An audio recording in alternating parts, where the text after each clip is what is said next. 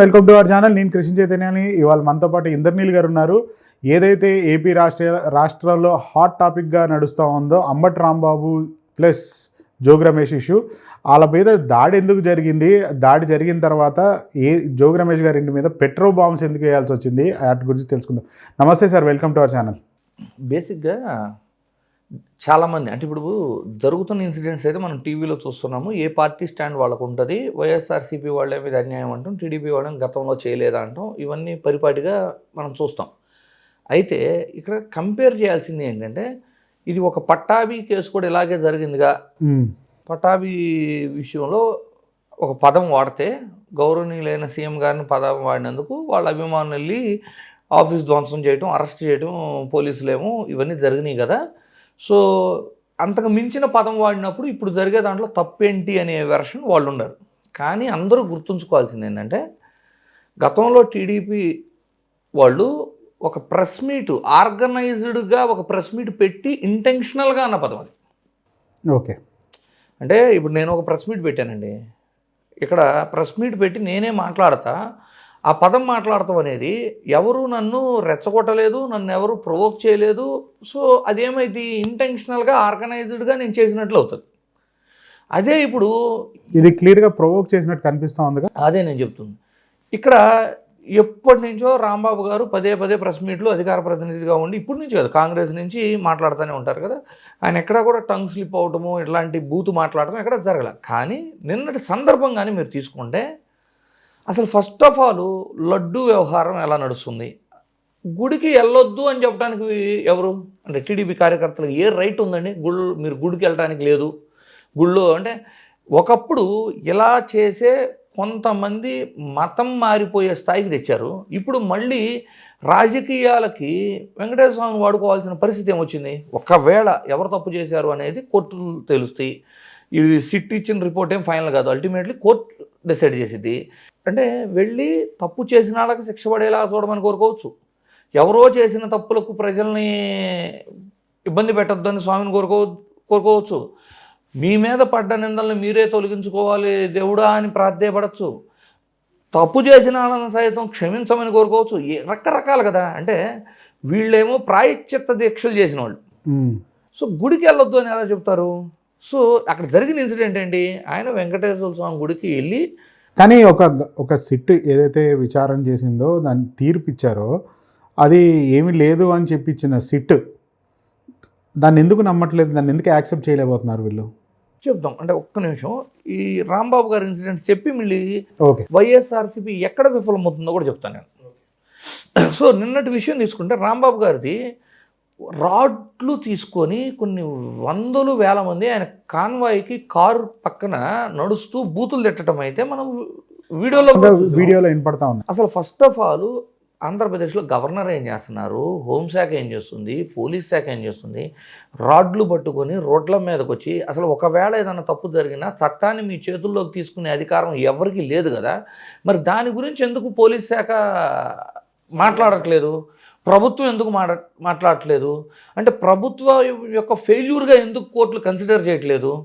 అంటే ఇతను మాట్లాడిన తర్వాత గౌరవ ముఖ్యమంత్రి గారిని ఈ పదజాలంతో వాడారు అని అభిమానులు వచ్చి ఒక పట్టాభి గారి కేసును రిఫర్ చేసి ఈ విధంగా చేయటం అనేది సెకండరీగా తీసుకుంటే, ఇది జరగక ముందు గుళ్ళకి వెళ్ళే వాళ్ళని రాడ్లతోనూ, అంటే ఈ ఒక్క ఇన్సిడెంట్ కాదు కదా, వినుకొండలో జరిగింది, రజనీ గారి మీద చిలకలూరుపేటలో జరిగింది, ఇలా మల్టిపుల్ ప్లేసెస్లో జరుగుతున్నాయి కదా. అంటే గుళ్ళకి వెళ్ళే వాళ్ళని ఆపుతాము, లేదు రాడ్లు ఇవన్నీ పట్టుకొని, మంగళగిరిలో కూడా జరిగిందండి, అన్ని చోట్ల రాడ్లు ఇవన్నీ తీసుకొని మేము రోడ్లు ఎక్కుతాము అంటే, మరి ప్రభుత్వం ఏం చేస్తుంది, హోంశాఖ ఏం చేస్తుంది? ఒకవేళ ప్రభుత్వం తన పని వైఫల్యం చెందితే మరి మన రాష్ట్ర గవర్నర్ ఏం చేస్తున్నారు? కేంద్ర హోంశాఖకి రిపోర్ట్లు ఏమి వెళ్తున్నాయి?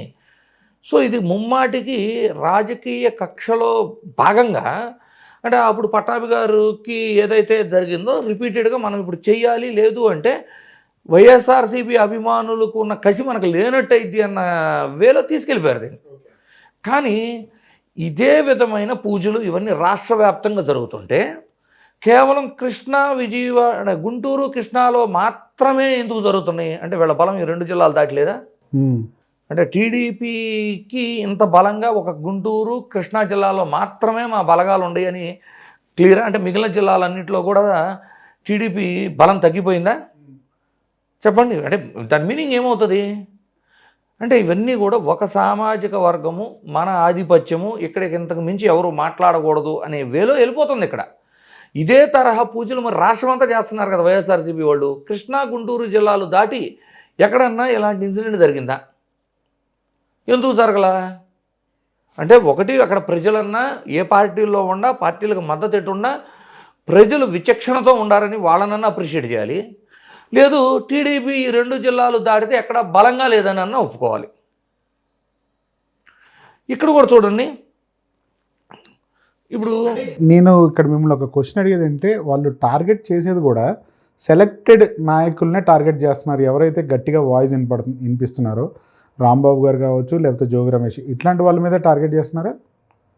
అంటే వాయిస్ వైఎస్ఆర్సీపీలో చాలామంది నాయకులు వినిపిస్తున్నారు. నేనేమంటాను అంటే ఇక్కడ రకరకాల అర్థాలు వస్తున్నాయి. ఒకప్పుడు వంగవీటి రంగా గారు, వీళ్ళిద్దరూ కూడా రంగా గారు అనుచరులు. వీళ్ళిద్దరూ ఏది జోగి రమేష్ గారు, అంబటి రాంబాబు గారు ఇద్దరూ రంగా గారు అనుచరులే. అంటే రంగా గారు అనుచరులు కానీ ఒక పర్టికులర్ సామాజిక వర్గం కానీ మీరు ఈ 2 జిల్లాల్లో మాట్లాడటానికి లేదు, మా సామాజిక వర్గానికి ఉన్న ఆధిపత్యాన్ని మేము కొనసాగిస్తామనే తీరు కనపడుతుంది. లేకపోతే మిగిలిన జిల్లాల్లో కూడా ఇలాంటివి జరగాలిగా జరుగుండేవి అంటున్నాను. నేను జరగాలని కోరుకోవట్లేదు, జరుగుండేవి కదా అంటున్నాను. ఒక పాయింట్. రెండోది చూడండి, సరే పట్టాభి గారి ఇన్సిడెంట్ వర్సెస్ అంబటి రాంబాబు గారి ఇన్సిడెంట్ మళ్ళీ తీసుకుంటే తప్పు చేశానని కానీ పొరపాటున దొరికిపోయింది ఆ మాట అని కానీ పట్టాభి గారు ఏమైనా ప్రెస్ మీట్లో మళ్ళీ వెంటనే కరెక్షన్ చేసుకోగలిగారా? లేదు. అంబటి రాంబాబు గారు మళ్ళీ ప్రెస్ మీట్ పెట్టి నన్ను ఆ విధంగా ప్రొవోక్ చేయటం, నన్ను తిట్టడం, నేను నోరు జారిన మాట వాస్తవము, అయినా కూడా నేను జారకుండా ఉండాల్సింది, నాది కూడా ఒక తప్పు జరిగింది, క్షమించమని కూడా కోరుకున్నారు. తప్పు జరిగిందని అన్నానని కూడా ఒప్పుకున్నారు. కానీ ఇన్ని వేల మంది వచ్చారు, అది పక్కన పెడితే మళ్ళీ రాత్రి కూడా వచ్చి ఇళ్ళు తగలబెట్టడం.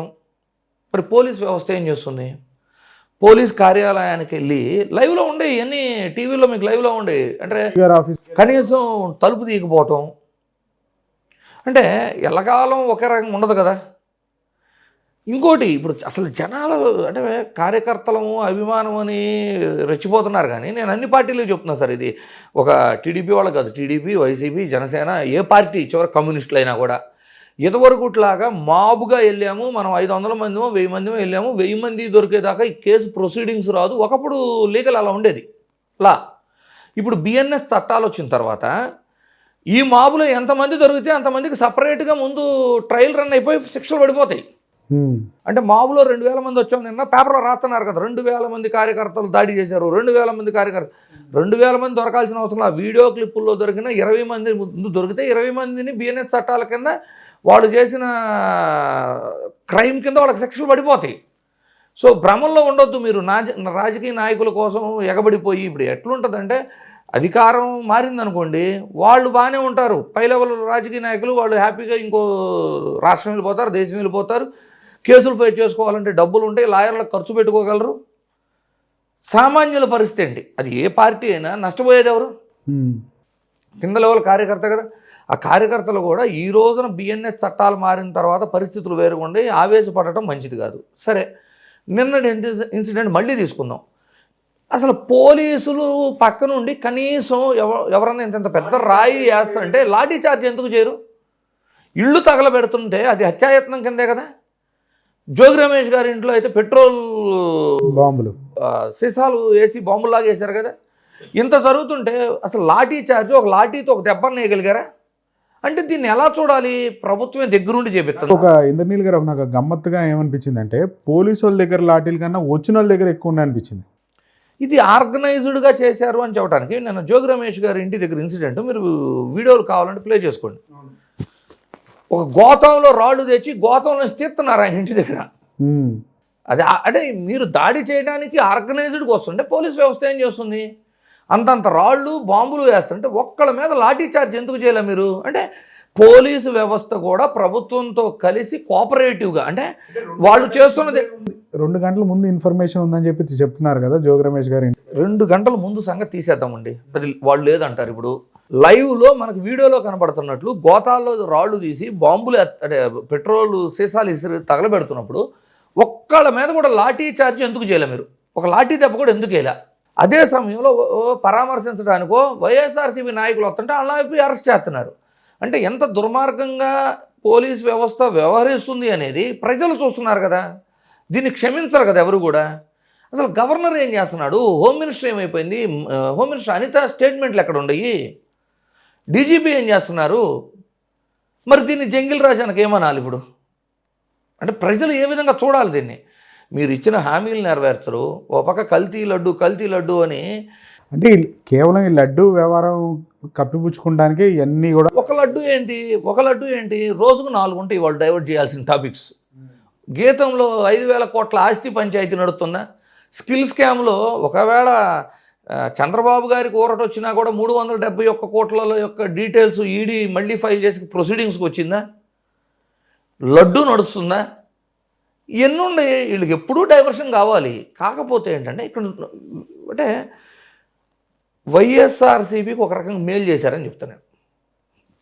ఏ విధంగా అంటే అంబటి రాంబాబు గారి మీద దాడి జరిగినప్పుడు ఒక పట్టాభి గారి మీద దాడి జరిగిన దాన్ని సిమ్యులేట్ చేసి చూపిస్తున్నప్పుడు ఎవరి కార్యకర్తలు వాళ్ళకి కొంచెం ఫేవర్గా ఉంటారు.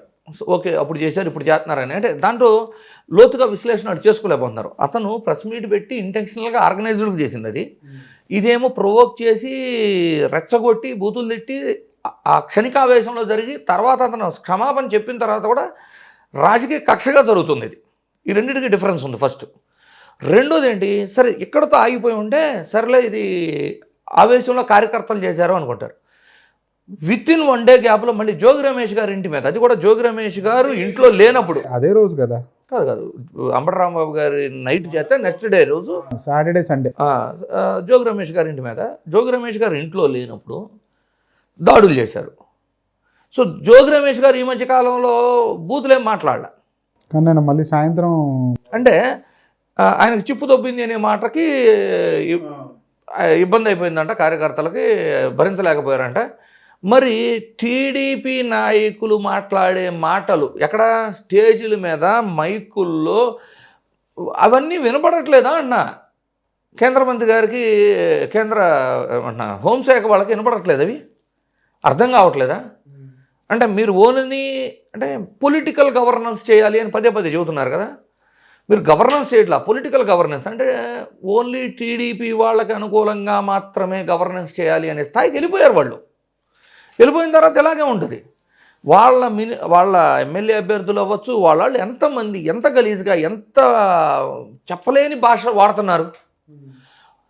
హోమ్ మినిస్టర్ గారే విజయమ్మ గురించి అమ్మ అనే పదం గురించి చాలా మాట్లాడి ఉన్నారు. సో ఇవన్నీ చూస్తుంటే ప్రజలు హర్షించరు కదా. ఒక స్థాయి దాటి విషయం చెప్పండి సార్, మీరు మనం పార్టీలని అతీతంగా తీసేద్దాం, వాళ్ళ అభిమానులు వీళ్ళ అభిమానులు, కానీ ఏదైతే కమ్యూనిటీలో ఇంటెలెక్చువల్స్ ఉంటారో వాళ్ళందరూ కూడా ఎటువైపు మాట్లాడిన పరిస్థితి లాగా కనిపిస్తూ ఉంది. సార్ ఇంత దుర్మార్గమైన పాలన నడుస్తుంది అంటే ధైర్యం వరకు ఉంటుంది. ఫస్ట్ ఎందుకు వచ్చింది? ఇప్పుడు చూడండి, అంబటి రాంబాబు గారి ఇన్సిడెంట్ అనుకుందాం, జోగి రమేష్ గారి మీద ఎందుకు వెళ్ళారు? Completely diversion. ఇక ఆన్సర్ చేయాల్సిందేదో అన్ని కలిపి ఆన్సర్ చేద్దామనే స్థాయికి వెళ్ళిపోయి జోగి రమేష్ గారి మీద దాడి చేశారు. ఇప్పుడు మళ్ళీ జోగి రమేష్ గారి మీద కొత్తగా ఏం కేసు ఫైల్ చేశారు? కులాలు మతాల మధ్య విద్వేషాలు రెచ్చగొట్టే విధంగా మాట్లాడుతున్నందుకు అన్నారు. మరి కుల భావన కావాలని ఓట్లు అడుక్కున్నప్పుడు ఏమైంది? ఇది ఆయన కులం తరపున ఆయన మాట్లాడుకున్నాడు, నేను ఒక బలహీన వర్గానికి సంబంధించిన వాడిని కాబట్టి నా మీద దాడికి వచ్చారు, అది ఇదని మాట్లాడారు. మరి మీరు ఇన్నాళ్ళు సుధాకర్ దళితుడు అని బ్యానర్లు వేసినప్పుడు కులాలు ఇవన్నీ గుర్తు రావట్లేదా? కులభావంతో ఓట్లేమని అడిగినప్పుడు ఇలాంటి గుర్తు రావట్లేదా? ఇవన్నీ కూడా ప్రస్తుతానికి కేసు ఫైల్ చేయడానికి, ఇబ్బంది పెడటానికి, వీటన్నిటికీ ఉపయోగపడతాయేమో కానివ్వండి, ప్రజలు హర్షించరు. చివరికి టీడీపీకి ఓటు వేసిన టీడీపీ కార్యకర్తలు సైతం దీన్ని హర్షించరు. ఎవరి కులం వాళ్ళ గొప్ప. ఇప్పుడు ఏమవుతుంది, కాపు సామాజిక వర్గం వాళ్ళంతా కూడా ఇప్పుడు ఎంతోమంది మాట్లాడి ఉన్నారు, కేవలం కాపు సామాజిక వర్గం మీదే దాడులు జరుగుతున్నాయి అనే భావనకు వచ్చేసి చివరికి జనసేనలో ఉన్న కాపులు సైతం మాట్లాడుతున్నారు ఈ విధంగా. రెండోది గౌడ కులం వాళ్ళు కూడా టీడీపీ అంటే చంద్రబాబు గారు బొమ్మ పెట్టుకొని టీడీపీ హార్డ్ కోర్గా రోజు పోస్టులు పెట్టేవాళ్ళు సైతం జనసేన వాళ్ళు రాంబాబు గారికి మద్దతు తెలిపితే లేదు నేను నా గౌడ కులం కోసం జోగి రమేష్ గారికి ఎందుకు మద్దతు తెలపకూడదనే స్థాయిలో సోషల్ మీడియాలో పోస్టులు పెడుతున్నారు. నేను షేర్ చేస్తాను మీకు, నా దగ్గర ఉన్నాయి. సో ఇవన్నీ ఏంటంటే వైఎస్ఆర్సీపీకి మేలు చేస్తున్నారు వీళ్ళు. ఎందుకు అంటే పరిపాలన చేతగాక డైవర్షన్ పాలిటిక్స్ చేసుకుంటూ రాజకీయ కక్షలతో పొలిటికల్ గవర్నెన్స్ అనే పేరుతో చేస్తుంటే సామాన్య ప్రజలకి డొక్కాడని పరిస్థితులు రాష్ట్రంలో ఉంటే సూపర్ 6 ఇచ్చేసాము, సువర్ణయుగం నడుస్తుంది అని వాళ్ళకు వాళ్ళు డప్పు కొట్టుకుంటే చల్లదు సార్. ప్రజలు నిజంగా ఆనందంగా ఉండారు లేదా? ప్రజలకు అందాల్సిన అంతున్నాయి లేదా? ఏం జరగట్లా. శ్రీ వ్యవస్థను కూడా మనం చాలాసార్లు మీరు నాకు చెప్పారు ఈ ఇంటర్వ్యూలో. మనం ఆల్మోస్ట్ ఒక 5-6 నెలల నుంచి మన ఇద్దరం ఎప్పుడు ఆఫ్ ద రికార్డు కానీ స్క్రీన్ మీద కానీ డిస్కస్ చేసాం. ఆరోగ్యశ్రీ గురించి వదిలేశారు. అసలు ఆడదాకా ఎందుకు సార్? ఇప్పుడు ఇందాక మాట్లాడుకున్నాం కదా, 5,000 కోట్ల ఆస్తి గీతం పంచాయతీ నడుస్తుంది కదా, మినిమం ఇన్వెస్టిగేషన్ చర్చ లేకుండా అలాట్ చేసేసారు. అదే 5,000 కోట్లకి మెడికల్ కాలేజీలు రెడీ అవుతాయి కదా. అవును, అదే 5,000 కోట్లకి మెడికల్ కాలేజీలు రెడీ అవుతాయి కదా. అంటే సంపద సృష్టిస్తుంది ఎవరి కోసం, ఎవరు సృష్టించుకుంటున్నారు అనేది ప్రజలకు అర్థమైపోయింది. అంటే నేను మీతో అనేది ఏంటంటే, అర్థమైంది గతంలో వైసీపీ పరిపాలించేటప్పుడు సోకాళ్ళు మేము మేధావులము, మేము చెప్పింది కరెక్టు, అది ఇది అని చెప్పి టీవీలోకి వచ్చి మాట్లాడేవాళ్ళు కదా. వాళ్ళంతా వాళ్ళు ఏమైపోయారు? భయం సార్. ఎందుకు సార్? మేధావులు అని చెప్పుకునేవాళ్ళు కూడా ఏమైపోయిందంటే పార్టీలకి ఫేవర్గా రెడీ అయిపోతున్నారు.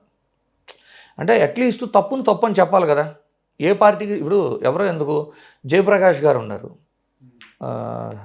లోక్సత్తా, ఆయన మరి వైఎస్ఆర్సీపీ అధికారంలో ఉన్నప్పుడు కొన్ని మంచి అని చెప్పారు, ఈ ప్రజలు యాక్సెప్ట్ చేయరు, ఇది రాంగ్ అని చెప్పారు. అదే తరహాలు ఇప్పుడు ఎందుకు చెప్పట్లేదు? జేడీ లక్ష్మీనారాయణ గారు ఉన్నారు, వైఎస్ఆర్సీపీ ఏమైనా కొన్ని కరెక్ట్ అని చెప్పారు, కొన్ని తప్పు అని చెప్పారు. అదే తరహాలు ఇప్పుడు ఎందుకు చెప్పట్లేదు? అంటే భయం అంట. నేను వాళ్ళకి నాలెడ్జ్ లేదు అని చెప్పను. ఈ రోజున ఆంధ్రప్రదేశ్ రాష్ట్రంలో కేసుల పరంపరలు చూస్తుంటే ఎవరు ఏం మాట్లాడితే ఎందుకు టార్గెట్ చేస్తారు, మనకు ఎందుకులే. ఇప్పుడు ప్రజలు కూడా వాళ్ళిద్దరిని గెలిపిలేదు కదా. అంత ప్రజల కోసం ఏమైనా చేసినా వాళ్ళు గెలిపారు. ఇప్పుడు అనవసరంగా మాట్లాడితే రాజకీయ కక్ష పెంచుకొని కేసులు అరెస్టులు జరుగుతున్నాయి అనే ధోరణిలో ఎవరికాళ్ళు సైలెంట్గా ఉంటున్నారు.